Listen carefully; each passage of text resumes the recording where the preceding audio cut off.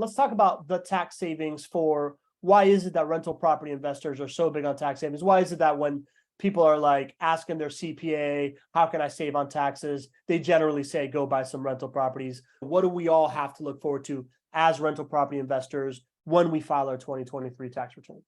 We are in the most tax advantageous class for the everyday investor.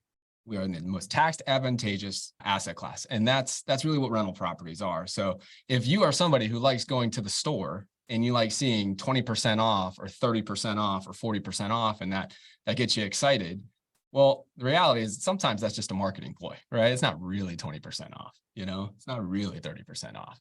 But the absolute 100% truthful way to get 20 or 30 or 40% off is to become a master of understanding tax savings, right? Because that keeps money in your pocket every single year. It's money that either you don't have to pay or you don't have to pay right now that otherwise you would have to pay for the similar income that you earn. And so just generally, that's why I love tax savings. It's because this asset class provides so many. You don't have to be an incredible tax wizard yourself, and you don't have to pay a tremendous amount for tax planning or tax, advice in order to take advantage of these. They're there for you. And so that's what gets me fired up.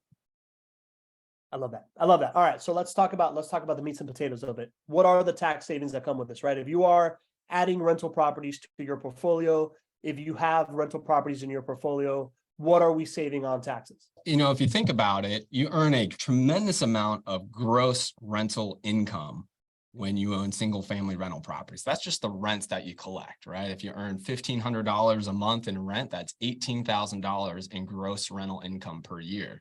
If you didn't have these write-offs, you could be paying taxes on that $18,000 a year. And, that might be, $6,000, $7,000 a year that you would pay in taxes if this was treated like any other asset class. But you're able to write off a tremendous amount of things. I'll sort of start with the tax savings or the right. And first of all, what I should always do is let you all know that I'm not a CPA.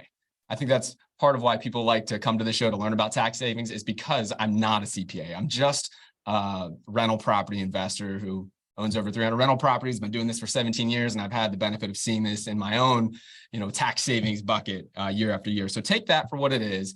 Any of the advice, or this isn't advice, but any of the thoughts that I'm sharing, make sure you go to your trusted professionals, especially when it comes to something like taxes. But what I will tell you is that there are a tremendous amount of things that you're able to write off simply by being a rental property investor.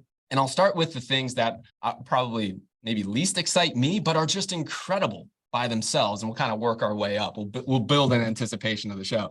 But to your question, what can you sort of write off? Well, things like interest that you pay on your loan for your rental property, things like property management fees, things like maintenance costs, things like property taxes, property insurance costs, even travel costs to go and visit JWB as your property manager. Again, talk with your trusted professional and make sure you're doing it the right way, but you certainly can get some of those costs written off as well.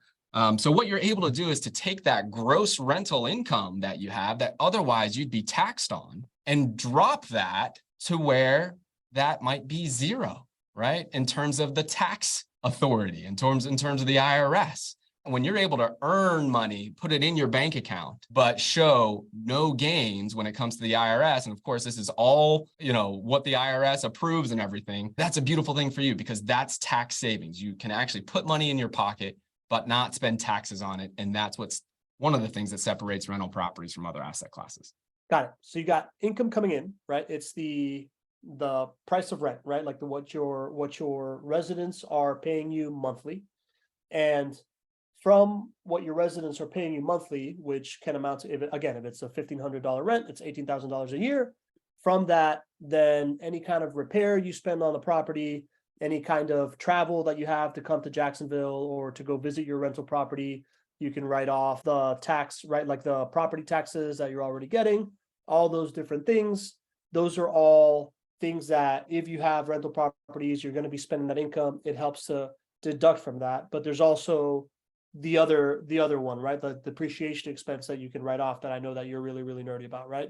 I'm assuming that these ones are the ones that you need to keep receipts for, the ones that you need to kind of like hold on and show proof for, these first ones that we talked about before we're talking about depreciation, right? Well, it depends how you do it. If you're doing it on your own, then you definitely need to keep detailed receipts. If you're working with a vertically integrated provider like JWB, of course, we keep all of these things for you. We actually are spending that money on your behalf for you. So we have all of those records. So, it depends how you do it, but it's very easy just to take advantage of these tax savings just by working with the right team who can just provide you a report at the end of the year that you can either use to plug in your own taxes, or you can just hand that right to your CPA and he or she can do your taxes in a split second.